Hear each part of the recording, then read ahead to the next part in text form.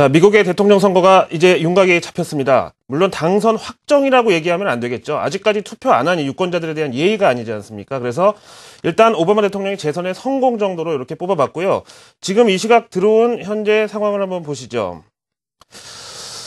자, 미국의 경우 우리나라 가장 큰 차이는 바로 간선제라는 건데요. 과거 클린턴 대통령의 경우 일반 투표에서 졌지만 이 선거인단 투표에서 이기면서 당선이 됐었죠.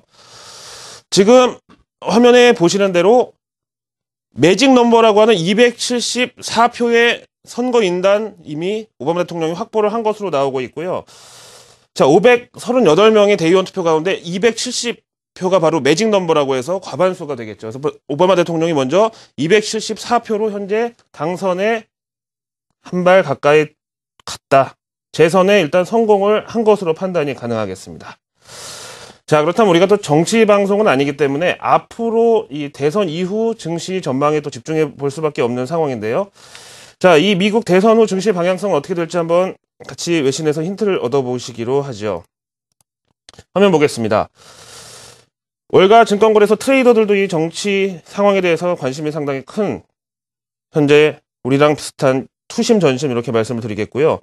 여러 가지 변수가 있기는 하지만 일단 역사적인 통계를 가지고 설명을 할 것 같으면은 증시 역사에 있어서 어떤 후보든 간에 재선에 성공한 이 대통령 선거의 경우 다우지수는 11월 월간 1.3%의 상승률을 기록했다고 나와 있고요. 다음에 이번 미 대선은 사실 증시는 물론이고 전 세계에 미칠 파급력 면에서 정말 A급 태풍에 비유해도 과장이 절대 아니죠. 근데 보통 태풍이 한번 지나가고 나면은 자잘한 이 구름대나 저기압 같은 걸 싹 쓸어가 버리기 때문에 태풍 후에 날씨가 상당히 쾌청하죠.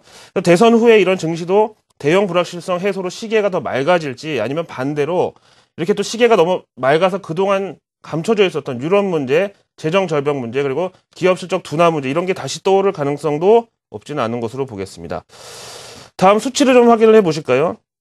미국 대선 해외 증시는 두 자릿수의 상승률을 기록했다고 나와 있는데요. 마켓워치 보시죠. 지난 1980년도부터 보면은 거의 두 자릿수의 상승률을 기록하고 있는 선거 당해 상황을 보고 계시고요.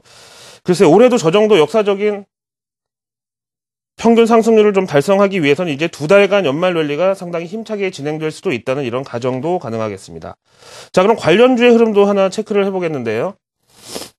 오바마 대통령 관련주는 누가 뭐래도 신재생에너지 그리고 태양광 관련주 이런 것들을 들 수가 있겠는데요.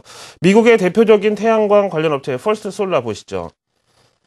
일단 오늘 새벽 마감한 미 증시에서 오바마 대통령 당선 확률이 높다는 것에 베팅하는 이런 수요로 퍼스트 솔라 그동안의 부진을 딛고 6.29% 하루 만에 급등을 한 모습이고요. 그런데 주의하셔야 될 점이 이렇게 단기적으로만 시장이 반응을 한다면 얼마나 쉽겠습니까? 지금 보시는 대로 오히려 오바마 대통령이 처음 당선이 됐던 이 미 대선이 바로